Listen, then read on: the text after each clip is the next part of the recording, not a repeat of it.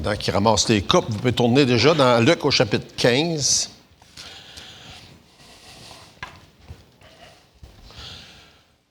Beaucoup apprécié le témoignage de Fred et Lydia. C'est toujours bénissant de voir comment Dieu peut toucher des vies pour que des gens puissent vouloir quitter notre confort pour aller dans une place pas mal moins confortable.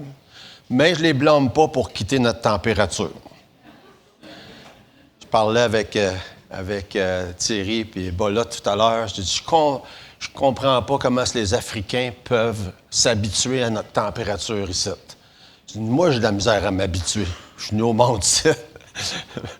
Mais ils ne trouvent pas ça facile, évidemment. Luc chapitre 15, la table du Seigneur est une bonne préparation pour qu'est-ce qu'on va regarder ensemble ce matin. On est rendu à la parabole du Fils prodigue. Et on va lire les versets 11 jusqu'à 32. Il dit encore, un homme avait 2 fils. Le plus jeune dit à son père, « Mon père, donne-moi la part de bien qui doit me revenir. » Et le père leur partagea son bien. Peu de jours après, le plus jeune fils, ayant tout ramassé, partit pour un pays éloigné, où il dissipa son bien en vivant dans la débauche. Lorsqu'il eut tout dépensé, une grande famine survint dans ce pays et il commença à se trouver dans le besoin. Il alla se mettre au service d'un des habitants du pays qui l'envoya dans ses champs garder les pourceaux. Il aurait bien voulu se rassasier des carouges que mangeaient les pourceaux, mais personne ne lui en donnait. Et en rentrant lui-même, il dit, « Combien d'ouvriers chez mon père ont du pain en abondance, et moi, ici, je meurs de faim. Je me lèverai, j'irai vers mon père, et je lui dirai, « Mon père, j'ai péché contre le ciel et contre toi. Je ne suis pas digne d'être appelé ton fils. Traite-moi comme l'un de tes ouvriers. » Il se leva, il alla vers son père. Comme il était encore loin, son père le vit et fut ému de compassion. Il courut se jeter à son cou et l'embrassa. Le fils lui dit, « Mon père, j'ai péché contre le ciel et contre toi, je ne suis plus digne d'être appelé ton fils. » Mais le père dit à ses serviteurs, « Apportez vite la plus belle robe et revêtez-le, mettez-lui un anneau au doigt et souliers aux pieds, amenez le veau gras et tuez-le, mangeons et réjouissons-nous. Car mon fils que voici était mort, il est revenu à la vie. Il était perdu, il est retrouvé. » Et ils commencèrent à se réjouir. Or, le fils aîné était dans les champs lorsqu'il revint et approcha de la maison. Il entendit la musique et les danses. Il appela l'un des serviteurs et lui demanda ce que c'était. Ce serviteur lui dit, « Ton frère est de retour et ton père a tué le veau gras parce qu'il l'a retrouvé en bonne santé. » Il se mit en colère et ne voulut pas entrer. Son père sortit et le pria d'entrer, mais il répondit à son père, « Voici, il y a tant d'années que je te sers, sans avoir jamais transgressé tes ordres, et jamais tu ne m'as donné un chevreau pour que je me réjouisse avec mes amis.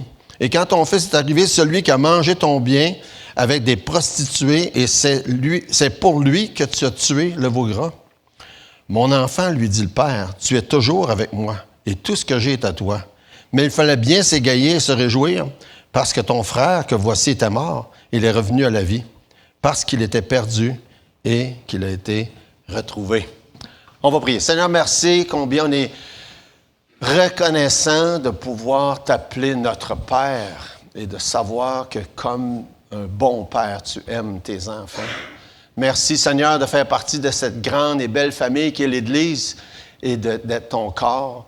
Et on te demande, Seigneur, que ce matin, tu puisses toucher chacun de nos cœurs, qu'on puisse s'identifier avec cette histoire-là et réaliser que chacun d'entre nous, lorsqu'on s'éloigne, on a besoin de se repentir et on a besoin de retourner à notre Père. Je te prie, Seigneur, de parler à mon cœur, parler au travers de ton serviteur ce matin et touche nos cœurs par ta parole, dans le nom de Jésus. Amen.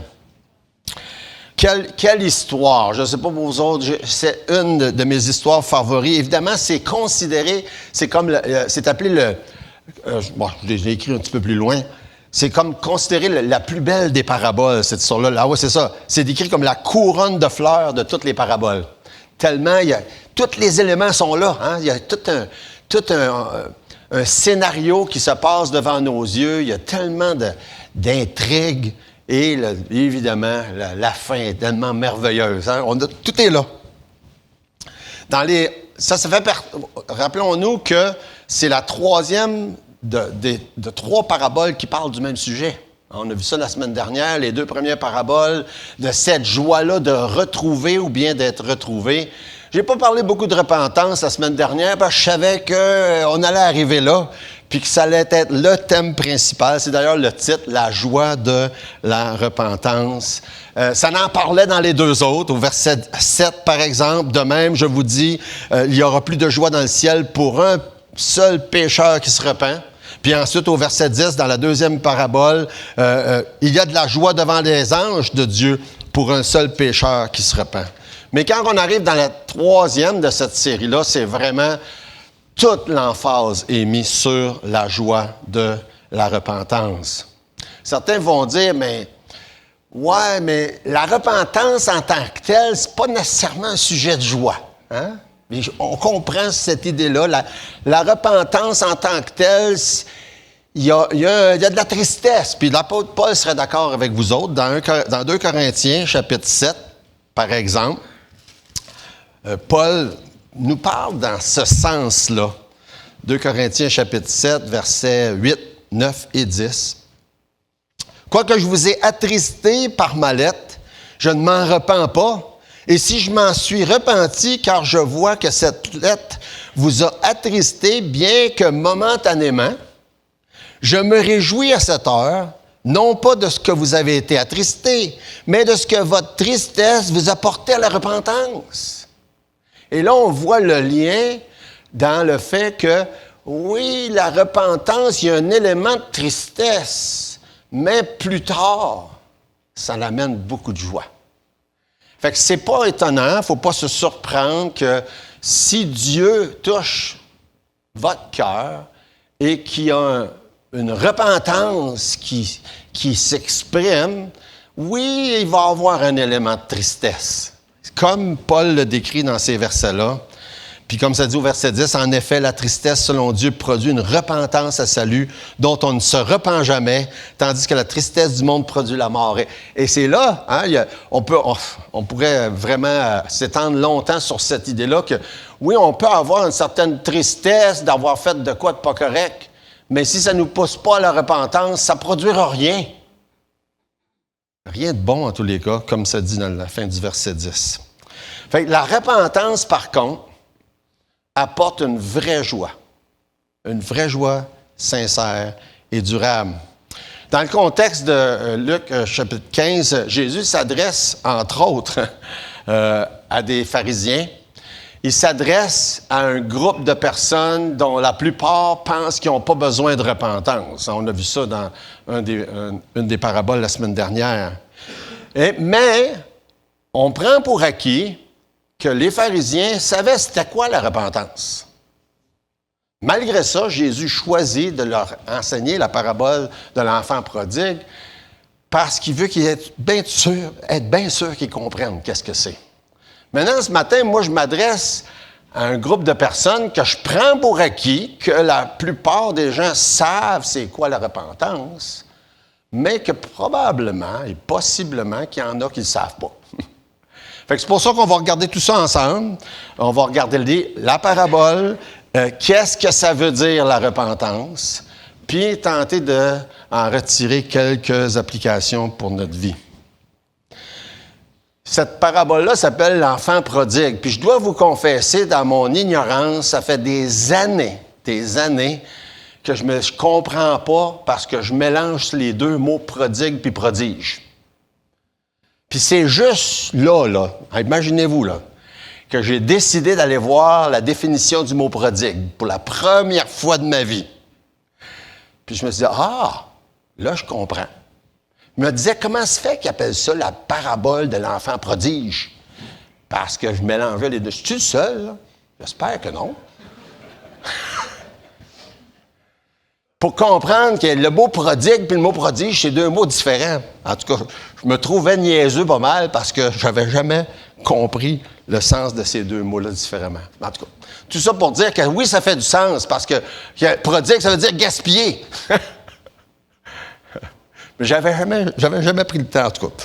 Je riais de moi-même cette semaine en regardant tout ça. Mais c'est quoi la repentance? Il y a plusieurs définitions qu'on pourrait prendre. Je vais vous en présenter quelques-unes. Selon la Bible, la repentance, c'est un changement de cœur et d'esprit qui implique de se détourner du péché pour se tourner vers Dieu. Ça en est une. On peut rajouter plein de choses. C'est un changement de mentalité qui implique de regretter ses péchés, de les confesser puis de les abandonner. C'est un autre que je trouve tout à fait correct. Souvent, pour bien comprendre la repentance, on va comparer conversion puis repentance. Puis là, en faisant la distinction, ça nous aide. Conversion, c'est un changement de direction. Littéralement, c'est un terme militaire, un demi-tour. C'est vraiment le sens du mot conversion. Changement de direction, changement de vie, se détourner du péché, se tourner vers Dieu puis suivre sa volonté. Ça, c'est pas mal inclus dans le mot conversion. Puis repentance, bien, c'est un changement d'attitude vis-à-vis le péché. Mais un comme l'autre implique des changements d'action. La conversion et la repentance. Conversion, changement de direction qui amène des changements d'action. Repentance, changement d'attitude qui amène des changements d'action. Vous voyez, il n'y a pas une très grande différence dans la signification des deux expressions, mais les deux vont dans le même sens. Fait que ça peut peut-être vous aider un peu pour comprendre le sens du mot repentance. Je mentionne souvent Warren Wiersbe, c'est pas mal dans mes favoris. Et puis, il a été intitulé, ce chapitre-là, « La joie du retour », le chapitre sur l'enfant prodigue. Puis je trouvais que c'était une belle manière d'intituler ça, « La joie du retour ». Moi, mon titre, c'est « La joie de la repentance ». Puis, là, on commence avec qu'est-ce qu'il faut considérer la première fois quand on parle de cette histoire-là de l'enfant prodigue. Eh bien, évidemment, par la manière qu'on appelle cette parabole-là, on fait allusion beaucoup à ce qui a fait de pas correct, hein? L'enfant prodigue, celui qui a gaspillé, qui a dépensé. Fait qu'on parle premièrement dans la parabole de son éloignement. La première chose qu'on considère dans la parabole du fils prodigue, c'est son éloignement. Et ça met l'emphase sur ce qu'il a fait de mal, sur son péché, le fait qu'il est allé loin puis qu'il voulait faire tout ce qu'il a fait de pas correct. Mais ça pourrait être appelé autrement aussi, hein, quand on pense à ça. La parabole de l'enfant prodigue, on pourrait appeler ça la parabole du fils repentant. Il me semble que ça met plus l'emphase sur le bon côté. Ou bien la parabole du père aimant. Hein? Ça serait tout à fait correct d'appeler ça comme ça, parce que c'est pas juste la parabole du fils prodigue quand on y pense. Mais par contre, c'est la première chose qu'on remarque, son éloignement. C'est ce qui se passe quand on lit, par exemple, au verset 13, entre autres, quand ça dit « Peu de jours après, le plus jeune fils, ayant tout ramassé, partit pour un pays éloigné, où il dissipa son bien en vivant dans la débauche. » Disons que la description est assez claire. Hein? Il dit, je prends ce que j'ai, puis je m'en vais, puis je vais faire à ma manière. Et selon la loi juive, le plus vieux devait recevoir une double portion d'héritage, tandis que le plus jeune, juste une part. Maintenant, c'était légitime, soit avant sa mort, soit après sa mort, que la personne distribue l'héritage à ses enfants. Fait que le plus vieux comme le plus jeune, là, si on lit bien, ont reçu chacun leur part à ce moment-là. Le plus vieux en recevant le double, le plus jeune en recevant une partie simple. Mais le plus jeune, même si c'est légitime d'avoir reçu cette part-là, il fait de quoi de pas correct avec? Premièrement, il abandonne sa famille. Hein? C'est un manque de jugement, un manque de respect d'abandonner les siens. Et on nous dit dans le contexte pourquoi, c'était quoi son intention? Je vais m'en aller loin, je vais pouvoir faire ce que je veux comme je veux, je n'aurai pas de compte à rendre à personne. Et je lis ça, je fais penser à mon garçon Jérémy, quand il est parti pour l'Espagne la première fois. C'est ce qu'il nous a dit après. C'était ça qu'il voulait faire. Ah, Dieu avait d'autres plans, hein? Gloire à Dieu. On est content. La repentance a eu lieu avant qu'il ait tout dépensé. contrairement dans l'histoire ici. Mais il reste que c'est pas la seule personne qu'on connaît qui a voulu faire ça. Je vais m'en aller loin, personne ne va me voir, je vais faire comme que je veux, qu'est-ce que je veux, comme je le veux. Et j'aurai pas de compte à rendre à personne. Excepté qu'on oublie qu'on a toujours des comptes à rendre à Dieu. Ça va toujours rester. Fait que cette histoire-là reflète l'attitude de beaucoup de personnes et qui mettent plus d'importance dans les choses que dans les personnes. Qui mettent plus d'importance dans le plaisir que dans les responsabilités. Ça ressemble beaucoup à ce que Paul nous dit dans 2 Timothée chapitre 3. 2 Timothée chapitre 3, lorsque Paul nous décrit ce qui va se passer dans les derniers temps. 2 Timothée chapitre 3, verset 1, « Sache que dans les derniers jours, il y aura des temps difficiles, car les hommes seront égoïstes, amis de l'argent, fanfarons, hautains, blasphémateurs, rebelles à leurs parents, ingrats, irréligieux. » Ça ressemble beaucoup à notre gars dans l'histoire, ça. « Insensibles, déloyaux, calomniateurs, intempérants, cruels, ennemis des gens de bien, traîtres, emportés, enflés d'orgueil, aimant le plaisir plus que Dieu. » Tout est là. Tout est là. Est-ce que ce n'est pas une bonne description de notre monde dans lequel on vit, ça, aujourd'hui? Je pense que poser la question, c'est d'y répondre. Moi, ma question, c'est plus, est-ce que c'est une bonne description de toi ce matin? Là, je ne regarde pas une personne en particulier, là. Je vous regarde tous. Est-ce que ça pourrait être la description de toi? C'est possible que tu entendes ça et tu dises, « Ouais, pas moi. » Ben non, j'en connais, par exemple. Là, je pourrais les nommer, mais pas moi. Ça se peut, ça. Ou bien c'est le contraire. Tu entends ça, tu dis, « Ouais, c'est exactement de moi que ça parle. » J'espère que vous prenez le temps de réfléchir à ça. C'est facile de voir les autres, mais c'est pas si facile de se voir nous-mêmes quand on entend ou qu'on lit une description comme ça. Et j'espère que ça ne prendra pas trop de temps avant de faire l'examen de conscience. Comme on peut voir dans l'histoire, le fils prodigue, ça y a pris du temps avant de se regarder en face. Ça a pris du temps, puis ça a coûté cher, comme on le sait. On peut résumer sa condition en disant qu'il était égoïste, pas loyal envers sa famille, pensait à son plaisir avant tout, puis qu'il était prêt à vivre dans le péché pour avoir son plaisir. C'est tout là dans l'histoire. Fait que quand on est conduit par le désir du plaisir seulement avant tout, puis que ça nous importe peu, que ça peut être au prix de faire des péchés d'avoir ce plaisir-là, bon, on est exactement à la même place que ce personnage-là dans l'histoire que Jésus nous raconte. Et je pense que chacun de nous, on est capable de dire, oh, ben, ça se peut qu'il y ait une partie de ça qui s'applique à moi. Question importante, plusieurs questions importantes, c'est jusqu'où il faut aller pour réaliser qu'on a besoin de repentance. Est-ce qu'il faut se rendre à manger avec les cochons? J'espère que non. Mais ça peut. Ça peut arriver. Qu'est-ce que ça prend pour réaliser qu'on a besoin de repentance? On revient dans le verset 13. Lui, il voulait aller bien loin. Puis aller loin, est-ce qu'on a besoin d'y aller physiquement? Ben non. Ben non. On peut être très loin à l'intérieur de notre cœur de ce qu'on sait que Dieu veut. Et là, à ce moment-là aussi, on a besoin de repentance. Le problème est toujours le même. C'est quand on pense à soi, à son plaisir, avant tout et avant Dieu. Puis quand ce que ça nous dit au verset 13, c'est que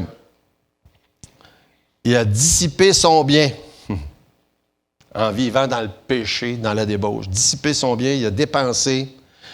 Puis, quand on lit le verset 14, c'est qu'après qu'il a dépensé, ça s'est empiré.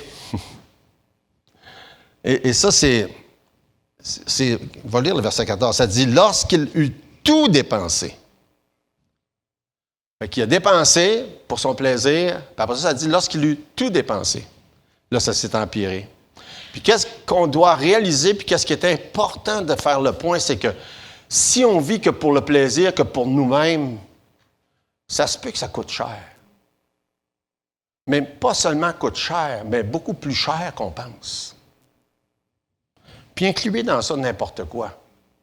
Je pense à le gambling, la drogue, la boisson, l'immoralité qui est certainement à l'avant-plan parce que ça le mentionne à 2 reprises dans le texte. Ça coûte cher. Des fois, ça coûte bien plus cher qu'on pense. Puis ça coûte... Le prix est souvent de manière qu'on n'aurait même pas imaginé. Ça, c'était la première chose. Il s'est éloigné, il a voulu faire à sa tête, il a voulu tout dépenser, il vivait que pour le plaisir, etc. Le deuxième point, c'est que pour pouvoir se repentir, il faut parfois attendre d'avoir atteint le fond du baril. Je dis bien parfois, mais parce que c'est pas toujours, j'espère que c'est pas toujours le cas, et gloire à Dieu, dans sa grâce, sa miséricorde, c'est pas toujours le cas. Mais parfois, il faut atteindre le fond du baril. Puis c'est ce que ça dit dans le verset 14. Il a tout dépensé, mais c'était pas fini. Après qu'il a tout dépensé, il y a une famine. Imaginez-vous, là, les gens qui sont dans une situation précaire, puis qui disent, ben là, j'ai plus rien. Maintenant, Dieu dit, non, c'est pas fini encore.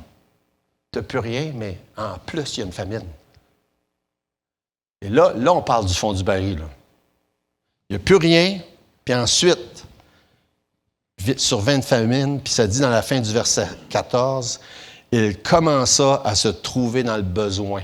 Imaginez-vous, là, on parle d'un fils de riche. L'histoire, là, c'est clairement un fils de riche, là, quand on regarde tous les détails qui nous sont racontés à la fin. Une famille très à l'aise financièrement, un père qui est, comme on le voit dans la fin de l'histoire, très généreux envers ses travailleurs, envers ses enfants. Puis là, lui, il est rendu qu'il est dans le vrai besoin. Il n'a plus rien à manger. Il a tout dépensé, c'était pas encore le fond. Il a atteint le fond du baril quand ça nous dit là, que là, après ça, il y a eu une famine. Et quand ça va pas bien, là, hein, des fois, là, il faut que ça aille encore plus mal avant d'aller mieux. Hein, avez-vous déjà expérimenté ça? Quand ça va pas bien, là, il y a des fois, il faut que ça aille encore plus mal avant d'aller mieux. Puis, quand on est des parents puis qu'on voit nos enfants que ça va pas bien, là, on aimerait donc ça les sortir du trouble tout de suite, puis pour pas qu'ils expérimentent des plus gros problèmes. Mais oublions jamais, puis ça, c'est bien dur pour un parent, que des fois, Dieu veut que ça aille plus mal pour eux avant qu'ils reviennent. C'est exactement ce qui se passe dans l'histoire. Ça allait pas bien, mais c'est allé encore plus mal. Puis il avait besoin, lui. Pas tout le monde qui a besoin de ça, là. Lui, il avait besoin que ça allait encore plus mal avant de se tourner vers Dieu. Fait que quand il a eu tout dépensé, il a eu la famine, là, il s'est retrouvé dans le besoin. Et qu'est-ce que ça veut dire être dans le besoin pour quelqu'un au Québec en 2025? C'est sûr qu'on a un filet social qui va aider dans plusieurs situations, mais ça peut aller loin. Hein? Ça peut aller loin. Et évidemment, toutes ces vérités-là, toute cette histoire-là, qui sont des choses physiques, ont des applications spirituelles. Fait que pas besoin que ça aille si mal que ça physiquement pour que ça aille si mal que ça spirituellement. Mais des fois, oui. J'ai connu des gens ici au Québec qui ont... l'électricité était coupée même en hiver. Vous savez, c'est pas supposé, là, mais j'en connais. Pas d'électricité, pas de chauffage, presque rien à manger. Et ça peut aller loin de même, physiquement parlant. Mais comprenons une chose, qu'est-ce que ça veut dire spirituellement? comment est-ce que ça s'applique dans nos vies spirituellement, d'être rendu que ça va si mal, si loin de Dieu, si dépourvu, et de réaliser que là, j'ai atteint le fond du baril. J'ai atteint le fond du baril, et quand on cherche notre propre plaisir au lieu de plaire à Dieu, ça se peut qu'on atteigne le fond du baril. Et c'est important de réaliser ça. Quand ça va mal, ça risque d'aller encore plus mal avant d'aller mieux. Puis la troisième chose qu'on voit, c'est que si on décide d'entreprendre la solution par nos propres moyens, ça risque de s'empirer ça aussi. Et quand on lit l'histoire, puis ça dit au verset 15, « Il alla se mettre au service d'un des habitants du pays qui l'envoya dans les champs garder les pourceaux. » Puis pour un petit juif, là, aller s'occuper des cochons, là, c'était loin d'être la position idéale, hein, vous comprendrez. Ça serait la pire chose qui ne peut pas arriver. Mais lui a décidé de le faire. Il a accepté ça. Je vais aller m'occuper des cochons. C'était absolument pas acceptable pour un juif. Et surtout pas pour un juif de bonne famille de se rendre à ce niveau-là. Mais c'est ça qui arrive des fois quand on décide de trouver notre solution à ce qu'on sait très bien que ce que Dieu veut, c'est que notre cœur change. Pas qu'on essaie de se démêler par nos propres moyens d'une situation que, ben là, je vais faire ci, je vais faire ça. T'as peu. Qu'est-ce que Dieu veut? Et donc, il trouve une solution, puis nos solutions sont souvent très mauvaises. Et puis, il y a des gens qui n'apprennent pas avant de justement avoir tout essayé par leurs propres moyens. Vous savez, on peut être pris dans notre vie par un péché quelconque qui nous accapare, puis on essaie ci, puis on essaie ça, mais la solution, c'est de se retourner vers Dieu. C'est lui qui a la solution. C'est vers Dieu qu'on va la trouver. Fait que c'est un déshonneur pour lui. Fils de riche, non seulement il faisait paître les pourceaux, il était même prêt à partager leur nourriture. Imaginez-vous. Ça me fait rire à chaque fois que je lis ça, parce que moi, dans mon village en Gaspésie, quand j'étais petit gars, on avait une ferme de village, puis on avait des cochons, on avait des poules, une vache, on avait un grand jardin. Et puis, on faisait du recyclage à ce moment-là. On n'avait pas de bac brun, mais tout ce qui sortait de la table s'en allait dans l'auge à cochon. Puis je me souviens, quand j'étais jeune, à l'âge de 4-5 ans, que je trouvais ça donc bien cute, les petits cochons, quand ça arrivait. Puis ma mère, elle m'avait trouvé une fois dans le package à cochons en train de jouer avec eux autres. Je me rappelle encore de la senteur de l'auge, avec les restants de nourriture, de lait, des choses suries. Je ne sais pas s'il y en a qui ont déjà senti ça, là. Bien, nous autres, les cochons, c'est de même qu'on les nourrissait, puis ça sentait. Je m'en rappelle encore de la senteur de ça. Puis quand je lis cette histoire-là, à chaque fois, je pense à ça. Je dis, lui, il était prêt à aller manger avec les cochons. Je ne sais pas que ça sentait dans ce temps-là. Moi, je n'aurais pas voulu en manger, en tout cas. Mais quand on est rempli de désir de se plaire à soi-même, de faire à notre tête, de faire des péchés, puis qu'on ne se préoccupe pas de ce que Dieu dit puis qu'il veut, bien, des fois, on est prêt à endurer la nourriture de cochon. Ouais. Vous n'avez pas de l'air convaincu, mais... Ouais, on est prêt à endurer de la nourriture de cochon pour continuer à se vautrer dans la cochonnerie, dans le péché, dans l'immoralité. Puis c'est ça que ça nous dit, que cette personne-là était rendue à ça. Et parfois, il faut être rendu là avant de réaliser qu'on a besoin de repentance.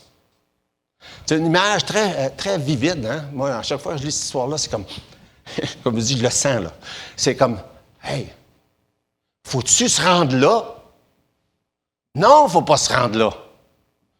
Mais par contre, il y a des cas où si on a tellement la tête dure, puis on s'entête à vouloir faire à sa manière, puis à ne pas vouloir respecter ce que Dieu dit dans sa parole, bien, ça risque un jour de nous mener loin, comme dans cette histoire-là.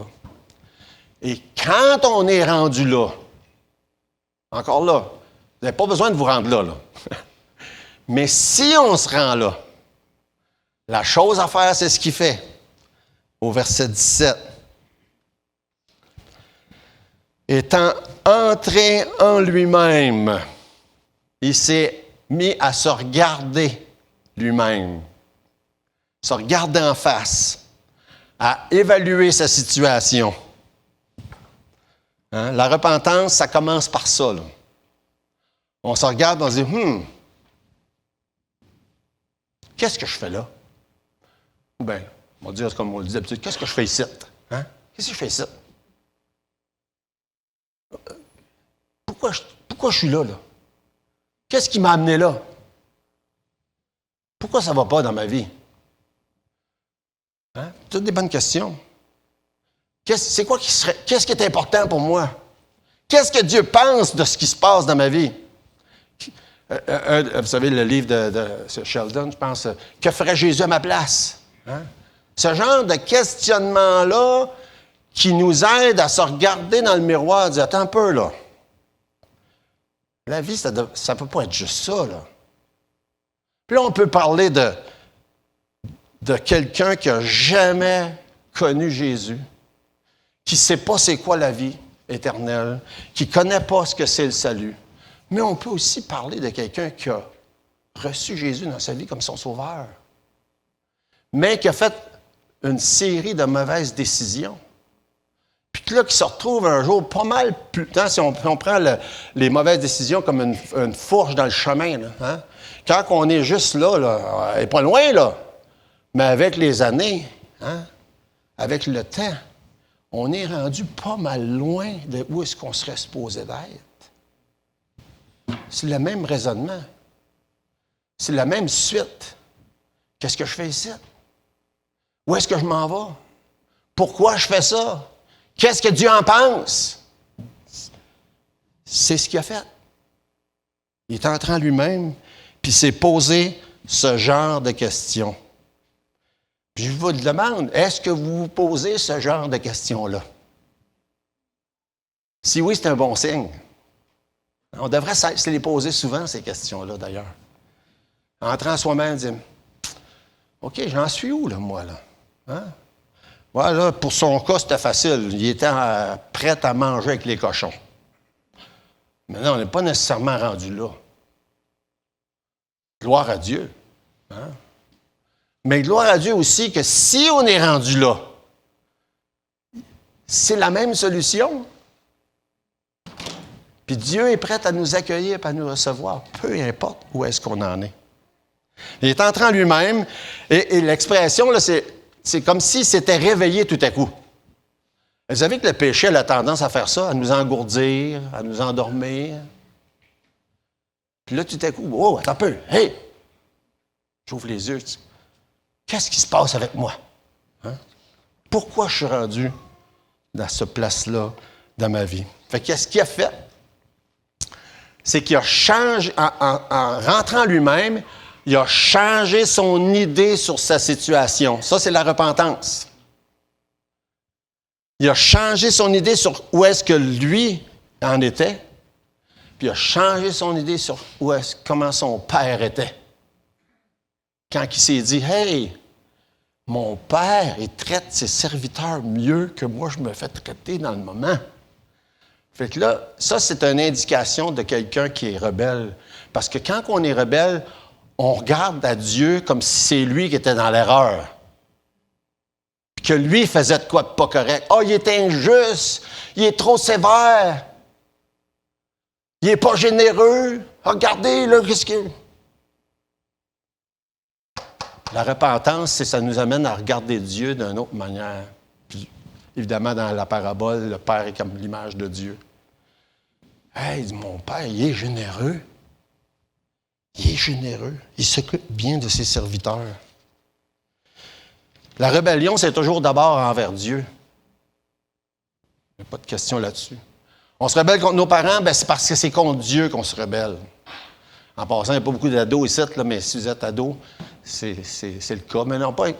Des fois, on est plus vieux, puis c'est la même chose. Plus jeune.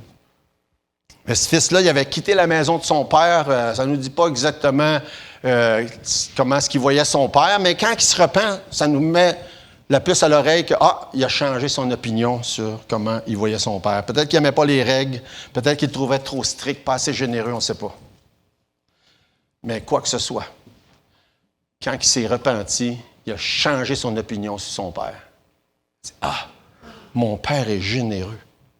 Il s'occupe bien de ses serviteurs. Puis mieux que qu'est-ce que moi je me fais traiter dans le moment. Fait que les gens ont souvent des préjugés vis-à-vis de Dieu parce qu'ils sont dans un état de rébellion. La repentance, quand on se repent, on commence à voir Dieu d'une autre manière. Dieu est bon. Il est rempli de grâce, de miséricorde, riche en bonté. Romains chapitre 2, verset 4, je trouve ça tellement beau. Ça dit, « Ou méprises-tu les richesses de sa bonté, de sa patience et de sa longanimité, ne reconnaissant pas que la bonté de Dieu te pousse à la repentance? » Puis on voit que quand on se repent, là, on la voit, la bonté de Dieu. Mais souvent, c'est notre rébellion qui fait qu'on ne la voit pas, la bonté de Dieu. Le dernier point, c'est que la repentance, ce n'est pas juste un état d'âme ou de pensée, c'est que ça pousse à des actions. Alors, remarquez bien, comme ça le dit au verset 18, « Je me lèverai puis j'irai. » Puis ensuite, ça dit on dit que ça l'a fait. Il l'a fait. Il a pris la décision de le faire, mais il n'a pas juste pris la décision, il l'a fait. Il y a tellement de gens qui ont des bonnes intentions, qui disent « là, je vais faire ci, puis je s'engage, je vais faire des promesses à Dieu. » Ça ne vaut rien. Ça ne vaut rien. Ce qui fait la différence, c'est de le faire.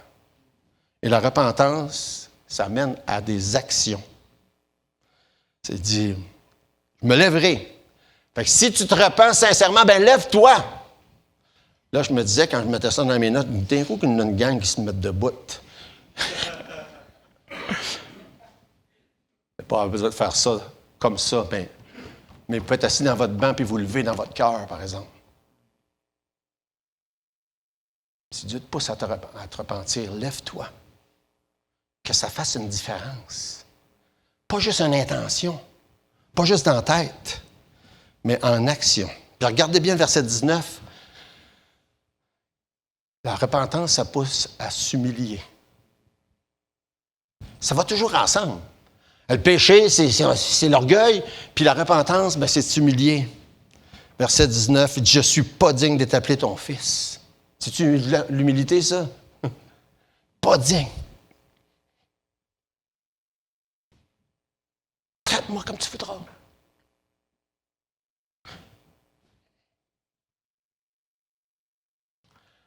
Dieu résiste aux orgueilleux, puis fait grâce aux uns.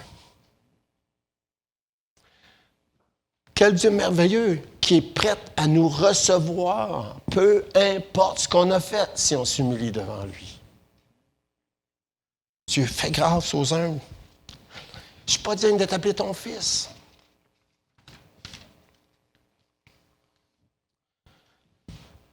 La repentance, ça implique des actions, c'est ce qu'il a fait. Puis on le voit dans le... J'ai dit le dernier point, c'était pas le dernier. Le dernier point, c'est la joie de la repentance. On le voit, c'est tellement une belle finale. Hein? C'est tellement beau, verset 20. Il se leva sans... il n'a pas juste dit « je vais le faire », il l'a fait. Alors vers son père, comme il était encore loin, son père le vit, fut ému de compassion. Je savais que ça me ferait broyer. ça m'émeut juste à le lire. Ça m'est déjà arrivé d'expérimenter ça en tant que père. Cette idée-là qu'un pécheur se repent puis que le Père est prêt à le recevoir à bras ouverts. Et encore là, est-ce qu'on a besoin d'être dans le fond du baril pour que ça arrive? Non. On peut venir à Dieu avec n'importe quel péché. Mais peut-être qu'il y a quelqu'un ici ce matin qui dit « Ah, moi, j'ai rien à faire, je suis trop loin. » Non, on n'est jamais trop loin. Jamais trop loin. Notre Père céleste, comme le Père dans la parabole, il est prêt à recevoir tous les pécheurs qui viennent à lui, repentants, en s'humiliant. Il va le faire. Il l'a fait là. On voit la joie, ça dit, verset 21, « Mon Père, j'ai péché contre le ciel et contre toi, je ne suis pas digne d'être appelé ton fils. » Et rappelons-nous, c'est ce que ça veut dire. Ça dit ce que ça veut dire. Quand on pêche, on peut pécher contre quelqu'un, mais on pêche toujours ultimement contre Dieu.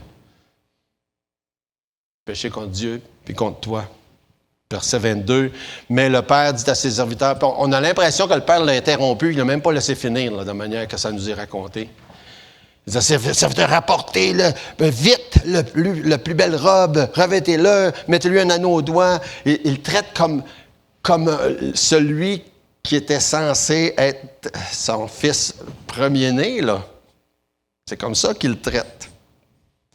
On voit l'immense joie, la joie pour le pécheur, la joie pour le Père, la joie pour les autres, comme ça nous dit dans les deux autres paraboles, la joie dans le ciel avec les anges, lorsqu'un pécheur se repent. Ce fils-là qui a apporté la honte, la désolation à sa famille, est traité avec tous les honneurs. Encore là, l'image qu'il n'y a pas aucun péché qui est trop grave pour que Dieu ne veuille pas le pardonner, pour qu'il ne puisse pas nous recevoir. Avec le comble d'honneur, cet homme-là, il pensait trouver le bonheur dans la débauche, dans le péché. C'est pas là qu'il l'a trouvé. Mais quand il revient à son Père, il est comblé de toutes les manières. Il a trouvé beaucoup plus en revenant, en se repentant, en s'humiliant, qu'il n'aurait pu jamais avoir en s'éloignant de Dieu. Puis malheureusement, il y a des gens qui pensent qu'en s'éloignant de Dieu, vont avoir le bonheur. Justement, la fin de la parabole avec le fils le plus vieux, ça nous donne une belle illustration de ça. Je pense que Jésus dit la fin principalement pour les pharisiens, là, qu'eux, selon eux, ils n'avaient pas besoin de se repentir, puis ils pensaient que tout leur était dû. Puis c'est pour ça la fin de cette parabole-là. Mais il y a une application à ça pour les gens qui ont grandi dans des familles chrétiennes, puis qui ne pensent pas qu'ils ont besoin de se repentir, puis ils ne se voient pas pécheurs. Moi, je suis chrétien, j'ai grandi à l'Église. Non. Tu n'es pas chrétien parce que tu as grandi à l'Église. Tu as besoin de te repentir. Tu as besoin de réaliser que tes péchés t'éloignent de Dieu. Puis qu'un jour ou l'autre, il va falloir faire le point, dire « Hey, c'est Dieu que je dois suivre, pas ma recherche du plaisir dans le monde ou dans quelconque manière que ce soit. » Et je ne voulais pas prendre beaucoup de temps à lire la fin, mais on l'a lu tantôt, mais relisez-la. Hein, le fils le plus vieux, il est choqué que son père traite celui-là qui a tout dépensé puis qui a vécu dans le péché comme si de rien n'était. C'est pas comme si de rien n'était. Il dit, il était mort, puis il est revenu à la vie. C'est quelque chose, ça. Il était perdu, puis il est retrouvé. Ça finit avec ça, le dernier verset. Il fallait bien s'égayer et se réjouir, parce que ton frère que voici était mort, mais il est revenu à la vie, parce qu'il était perdu et il a été retrouvé. La joie de la repentance. Il faut reconnaître qu'on est loin. Il faut reconnaître qu'on est pécheur. Il faut reconnaître que notre solution n'est pas la bonne. Il faut reconnaître que Dieu est bon. Il faut reconnaître que Dieu a tout fait puis qu'il est prêt à nous accueillir à bras ouverts. Mais qu'il faut confesser puis il faut s'humilier devant Dieu. Puis Dieu va le faire. Si Dieu vous parle ce matin, levez-vous. Encore une fois. Si vous voulez vous lever, ça ne me dérange pas, là, mais levez-vous. Faites pas juste y penser. Levez-vous. Moi, je vais y aller à Dieu. Moi, je vais m'humilier. Je vais demander pardon. Puis je vais me faire prendre dans ses bras, comme Dieu veut si bien le faire. Prions. Notre Dieu, merci pour ta parole. Merci pour ta grâce, ton amour, ta bonté, ta miséricorde. Seigneur, je te prie que dans ta volonté, tu puisses toucher les cœurs ce matin, que tu puisses transformer des vies. Autant pour quelqu'un qui n'a pas encore confessé Jésus comme sauveur que pour tous tes enfants ce matin qui savent très bien que c'est facile d'être près de Dieu physiquement, mais d'en être loin dans son cœur. Touche nos cœurs, Seigneur. Parle-nous. Au nom de Jésus, amen.